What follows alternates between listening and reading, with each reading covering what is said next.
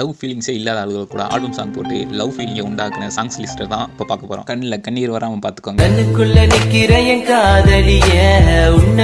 Next ice my போட்ட கண்ணால கட்டி அப்பாவி ஒன் சைடு பிரதர்ஸ் இருக்கு. மனச ஏந்தி நொறுக்குற வார்த்தையால சோலி முடிஞ்சு. வேண்டும் உன் காதல் ஒன்றே உன்னை மட்டும் நேசித்து ஃபீமேல் வெர்ஷன்.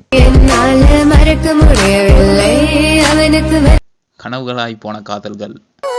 அடியே கிறுக்கி எதுக்கு சிரிச்சி போன கனவெல்லாம் நீதானே விடியே உனக்கே கனவில் வந்த பெண்ணே நீயே நீ.